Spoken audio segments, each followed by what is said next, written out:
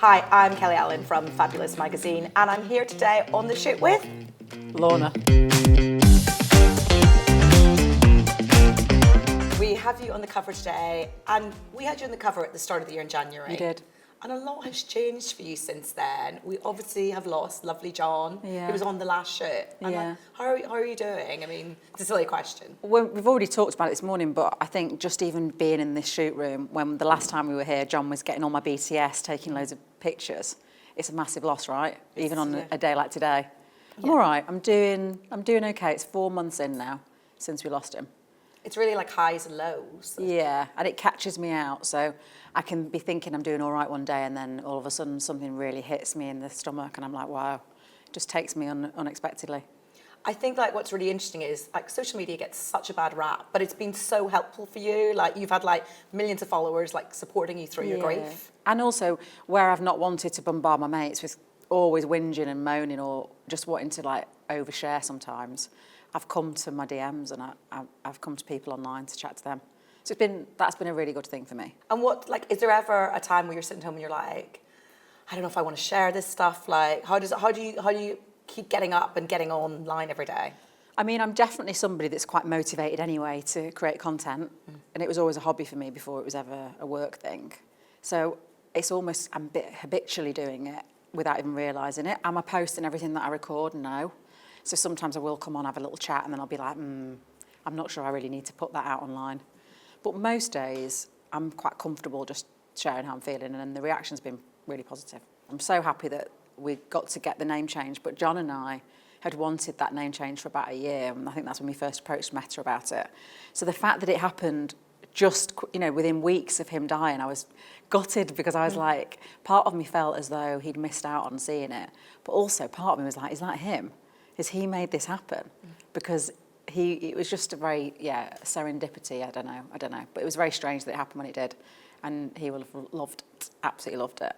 I think he knows that I always wanted our business to do well, and that was kind of in his name as well, right? So we always said, don't drop the ball on that. Most days I'm nattering to him. I think that'll just be a thing that I do now. So I'm always kind of still asking for his advice or his opinion on things, and I'm always looking at things through the lens of what would John say about that? Because he was such a strong moral compass for me that I've now lost. So I'm having to always think through his eyes and be like, what would John make of this? And yeah, it's just flipping awful, really. It's just, we knew obviously he was very unwell and that we didn't have forever, but it's hit me like a brick, and I didn't think we'd lose him when we did. So, I wasn't really prepared from a business perspective to keep going. I don't know. I suppose grieving is a bit of a strange place to be, isn't it? I don't really know what to expect. There's no manual on this one. No. So we just take each day as it comes. Well, they say it's not linear. So you think you're doing really well, and then all of a sudden you're like, oh, I'm back to square one, and can't stop crying, or want to lie in bed all day. Yeah, indeed. And there definitely get days like that when I'm like, I can't be bothered. I'd rather just stay in bed and eat hula hoops. But yeah, today I'm here. Yeah, John did everything. All my cooking and food was him. He loved cooking. That was a big part of our evenings together. And certainly now, when I come home and I'm no cook, I can't. I can pretty much heat up a chicken Kiev. It's going to be an interesting time this year to try and stay healthy. Because being women, like, you do not expect to be 43 and a widow, living on your own in quite a big house, and doing this. It's lonely. I'm not going to lie. And how do you cope with that when you're feeling lonely? Well, at the minute, I'm leaning on pals. I'm leaning on the internet, and nattering of a night. I'm loving television all of a sudden. I never really used to watch that much telly. Now I watch so much TV. And also I find that I get quite distracted, so I can't spend long periods of time doing one specific thing. So I can be watching TV and then have to pause it and go on my phone. And I think that's a coping mechanism for me, to be like, I don't want to linger in my thoughts too long, so I have to keep distracted. I'd lost John. I kind of had to go to his phone for passwords and all sorts of jazz. And then in there I found in his notes app loads of notes addressed to me and things that I've got to do, things I'm not allowed to do. Some personal, some public that I'll keep sharing about, but it was just, I think, his way of communicating with me. And perhaps he'd written those notes over a long period of time, but he knew I would find them, which is lovely. It's comforting. It like keeps him sort of alive for us and for you. Yeah, it's special. And I love that. I love that he sent you the Valentine's cards ahead of time too. It's just so thoughtful. It was bizarre because we lost John on the 11th of Feb, right? And so 14th of Feb. So, and I knew those cards had arrived. And I knew they were for me. And I think the day after I opened them, and they were so funny. Yeah. And, you know, he'd So him. superimposed himself on a photo of him being a cherub and stuff. It was cute. So I'll cherish those things now. They're like precious to me. I mean, he knows that I need company. So I think he's not been specific about you need to go out dating, but he's definitely been specific about you need to be busy and to spend time with people and not turn things down and say yes more than no, which I'm trying to do.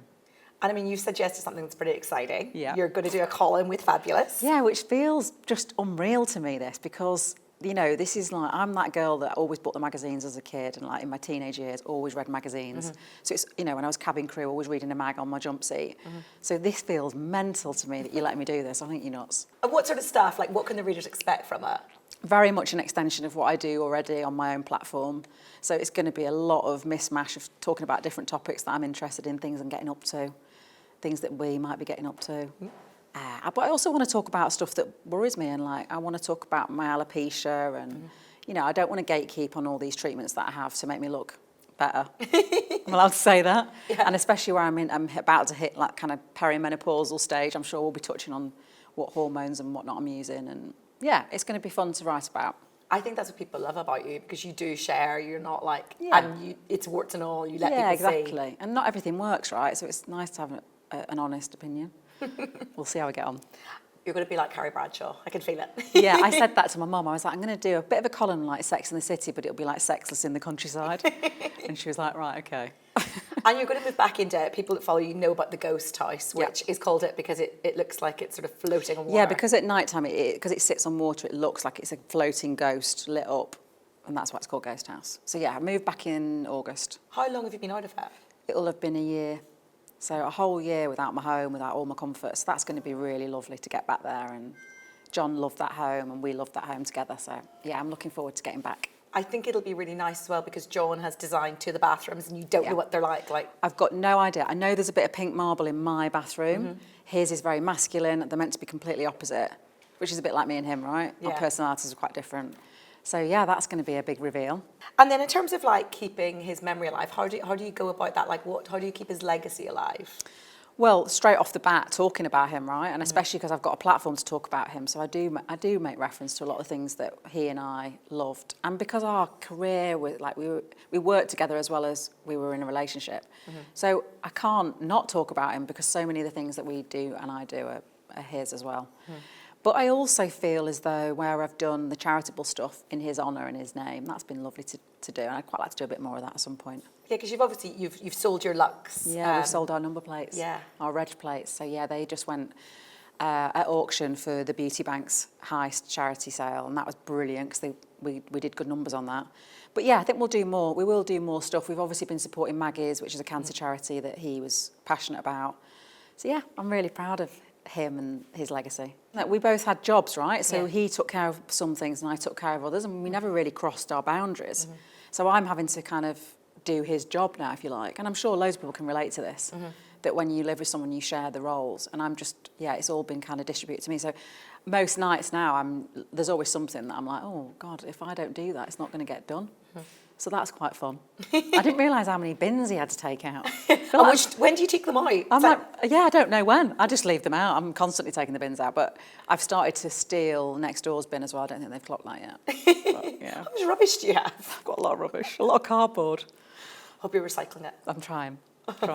Of course, part of me is not wanted to go to a lot of things, especially not on my own. No. And you know what it's like. A lot of the things that you get invited to, there's no plus one. No. You are just going to have to like freewheel it and hope you know someone at the event. Yeah. So for that, I've probably been a bit more cautious about agreeing to go into stuff. But I did Cheltenham. Yeah. And you won some money. We won money on Johnny's jewellery. I mean, what are the chances? That's like a sign from him, isn't it? So those have been like, that's been lovely to do. And I just did my first press trip, my first work trip back. Yeah. But there were pals on that trip that I knew that were going to be there, so that made that a lot easier. Because I love that too, because John was the ultimate like social media, Instagram husband. He was. Getting the snaps. And you were like, who's going to take my picture? I genuinely said that on that trip. I was like, I don't know what to do, I don't know. I've got a tripod, but like, what's the vibe? And then all the girls were mucking in, taking my videos and my photos. Yeah, Very I lucky. think it's amazing the people you've had around you. That's the one thing I'd say. Like, they've Yeah. really sort of supported you. And not just your actual friends, but your followers as well. And a lot of them, not a lot, but I'd say there's a couple of hundred people that I've been chatting to for the last 10 years that I've never met, but that I speak to on, direct message or whatever every day. And they are like friends that I lean on. We're just internet friends. It's a strange platform, isn't it, to have? I think this is definitely a period in my life that I wouldn't wish on anyone. It's a challenge, it really is. But in lighter news, because as well as writing the column, you're writing something else. You're writing quite a spicy book. I am. I'm attempting to write my own erotic novel. It's actually, I don't know, I think this could be quite good, I've got a good plot. Right. I've woven my character in there. She's not the main character by any means, but she's in there, you'll know her. It's not autobiographical? It's not autobiographical, although there are elements. There's cabin crew in there from my virgin days. I keep saying, when I was a virgin, thinking that everyone knows that I mean when I was a Virgin Atlantic air hostess. Yeah. But when I was a virgin is what I mean is when I was crew. And are you enjoying it? I think it's quite creative writing, isn't it? And because I don't know where this is going to go, and neither does anyone else, that's kind of keeping me stimulated. And it also, like I say, where I've been a bit lonely and I'm a bit like stuck for things to do overnight, this is like something I can get my teeth into. I just love that it's a bit spicy. I think it's going to be really spicy, although they're really quite technically challenging to write a sex scene. Yeah. So I'm having to read a lot to try and take on ideas, and anyway, we'll see how I go. I mean, I'm still very much ploughing a lot of energy into 98 Beauty because that's my newest business venture. It's only just turned a year old. I really want to kind of get that product into other countries and for us to launch the hair mask and the hair products into America. There's talk of that at the minute. But also we've got new products coming to market, so there's just a lot of, it's quite time consuming. I've got business partners for that, but it's still a lot of time and effort that goes into that. So I just wanted that to be successful. John was so passionate about me making that successful. I can't drop the ball now. And you're back on L.A.-S as well, your clothing brand. Yeah, so that is rocking and rolling, and we've got new bits launching all the time, which is fun. I'm really proud of that. So you've plenty to keep you busy. Plenty to keep me busy, plenty of reasons to get up of a morning at the minute. And yeah, long may that continue.